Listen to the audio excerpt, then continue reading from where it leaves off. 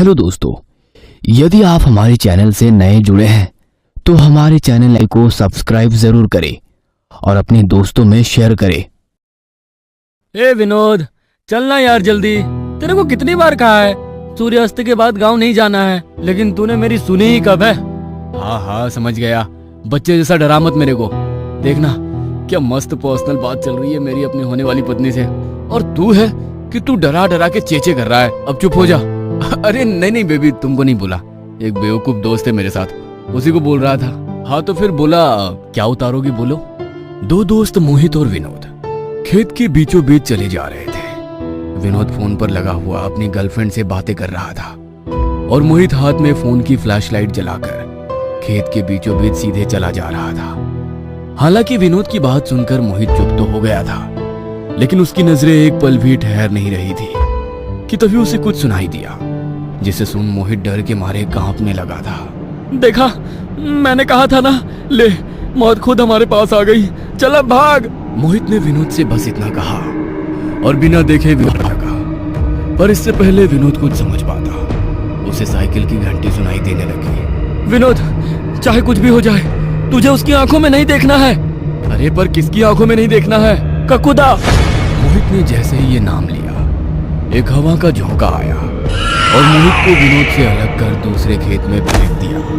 विनोद अब डरा सहमा अकेला खड़ा था। उसे अब साइकिल की घंटी तेज तेज सुनाई देने लगी थी। विनोद ने जब आवाज का पीछा किया तो उसे अपने पीछे एक छोटी साइकिल पर कोई बैठा हुआ दिखा। कौन है? कौन है वहां? सामने आओ। विनोद को साइकिल पर बैठे शख्स का चेहरा नहीं दिखाई दे रहा था, और चेहरा देखने के लिए जैसे ही उसने अपना पैर उठाया तो विनोद के पैर उठे ही नहीं। वह खेत जमीन पर जम चुका था। उसने हाथ पैर मारकर खुद को वहां से निकालने की खूब कोशिश की, लेकिन वो हार गया।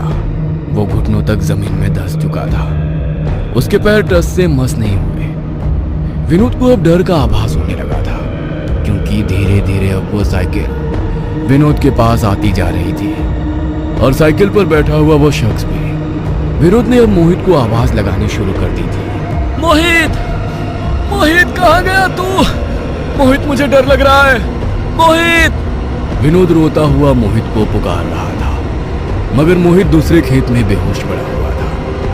फिर अचानक ही विनोद को महसूस हुआ कि वह खुद को खुद जमीन से निकलने लगा और धीरे धीरे बीच हवा में पहुंच वो तड़पने लगा। उसे दूर अपना फोन खेत में गिरा दिखाई दे रहा था। दूसरी तरफ साइकिल पर बैठा वो शख्स साइकिल से उतर बीच हवा में विनोद के सामने आ गया। विनोद अब पहली बार उस शख्स को देख सकता था। वो एक लड़की थी, एक 4 फीट की लड़की, जिसका चेहरा जला हुआ था और उसके माथे पर जोकर की टोपी थी। इतना डरावना चेहरा देख विनोद का सारा खून ठंडा पड़ चुका था। मुझे छोड़ दो, मैंने तुम्हारा क्या बिगाड़ा है? अगले हफ्ते मेरी शादी है, तुम्हें जो चाहिए मैं सब दे दूंगा। मुझे मत मारो, मैं तुम्हारे आगे हाथ जोड़ता हूँ, मुझे मत मारो। कि तभी उस 4 फीट की लड़की ने अपनी आंखें खोली और विनोद को देखने लगी। विनोद को उस लड़की की आंखें आग से खौलती नजर आ रही थी, जिसे विनोद भी एकटक देखे जा रहा था। और देखते ही देखते विनोद की आंखें भी लाल होने लगी थी। विनोद भी अंदर से जलने लगा था।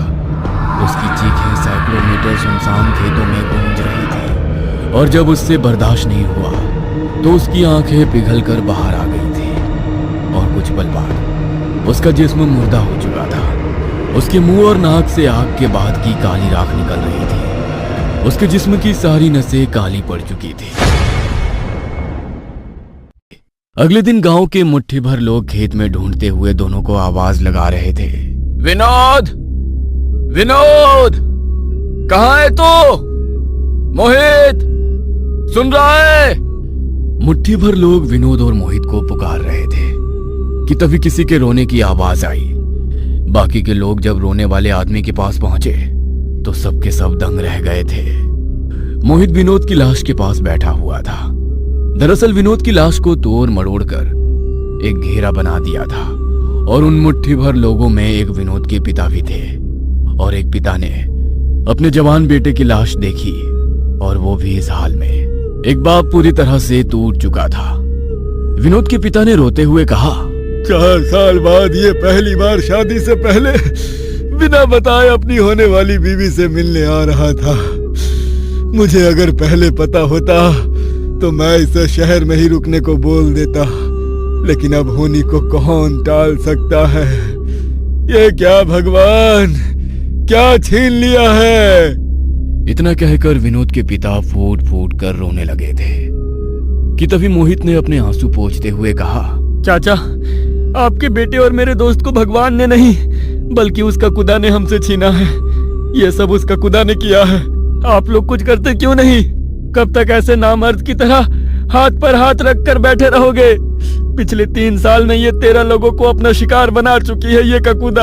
आखिर इसका सच क्या है? आप लोग कुछ बताते क्यों नहीं? नामर्द वाली बात सुनकर विनोद के पिता ने गुस्से में कहा, हमें क्या नामर्द बोलता है साले?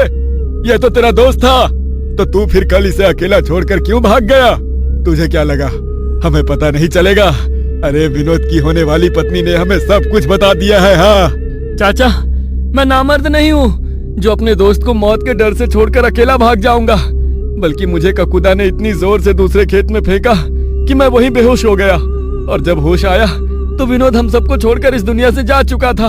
और चाचा, रही बात डर की, तो डरे तो हम सब हैं। तभी तो रात के 7 बजते ही गांव के सारे लोग काला चश्मा लगाकर घूमते हैं। रात होते ही घर से डरे डरे निकलते हैं। पर चाचा, मैं अब और नहीं डरना चाहता। इससे अच्छा कि मैं मर जाऊं या फिर उस ककूदा को ही खत्म करते हैं। कभी अपना बेटा तो कभी अपना भाई तो कभी अपना भतीजा। ये ककूदा ने हमारे परिवार को उजाड़ दिया है, लेकिन अब और नहीं। चलो हवेली चलते हैं, अब एक ही तरीका है इस ककूदा से निपटने का। इतना कहकर सब लोग सीधा हवेली की ओर चल दिए थे। हवेली पहुंचे तो रघुवीर चौधरी, हवेली का मालिक, डर के मारे कमरे में चिल्ला रहा था, भाग जा यहाँ से, भाग। अरे सब तो बर्बाद कर चुकी है मेरा, और मेरे पापों की कितनी सजा देगी मुझे? रघुवीर चौधरी पागलों की तरह चिल्लाता हुआ हवेली से बाहर आ रहा था। उसने जब गांव वालों को देखा तो उनके पीछे जाकर छिपने लगा था। बचा लो मुझे, वो मुझे मार डालेगी, मैं मरना नहीं चाहता। कौन आपको मार डालेगी चौधरी साहब? वहाँ कोई नहीं है। वो ककूदा, वो रोज रोज मुझे मारने के लिए आती है, लेकिन मेरे जिस्म से मांस नोच कर मुझे जिंदा छोड़ देती है। मुझे तुम लोग मार डालो, मैं ककूदा के हाथों नहीं मरना चाहता। हाँ, तुम लोग मुझे मार डालो, मैं ये हवेली तुम लोगों के नाम कर दूंगा। मैं तुम लोगों के आगे हाथ जोड़ता हूँ, मुझे मार डालो। ये कहता हुआ रघुवीर चौधरी सभी गांव वालों के पैरों में गिर अपनी मौत की भीख मांग रहा था। उसके जिस्म पर जगह जगह गहरे घाव के निशान थे, जिनसे खून बह रहा था। गांव वाले भी रघुवीर चौधरी का ये हाल देख खुद सदमे में थे, क्योंकि वह जिससे मदद मांगने आए थे वो खुद उनसे मौत की भीख मांग रहा था। अब क्या होगा चाचा? इसकी हालत तो खुद ही खस्ता है, ये क्या हमारी मदद करेगा? छोड़ो इसे, अब ककूदा को हम खुद ही संभाल लेंगे। रघुवीर चौधरी ने जब गांव वालों को ये कहते हुए सुना तो उसने तुरंत गुस्से में कहा, तुम संभाल लोगे? तुम? वो ककूदा है ककूदा, तुम जानते ही क्या हो उसके बारे में? वो खुद ही मौत है, और मौत हमेशा लेती है, कभी कुछ देती नहीं। मोहित ने रघुवीर चौधरी को जब ये कहते हुए सुना तो उसने रघुवीर चौधरी से तुरंत कहा, जब तुम सब जानते हो तो हमें बता क्यों नहीं देते? क्यों पिछले 3 साल से ये ककूदा का श्राप भुगत रहे हो? हर कोई अपने चाहने वालों को खोने के डर में जी रहा है, या फिर जी चुका है। इसलिए मैं अब आपसे पूछता हूँ कि आखिर आपको ककूदा के बारे में क्या पता है? क्यों वो इतनी खूंखार है? आखिर वो है कौन, कहाँ से आई है, और उसे चाहिए क्या?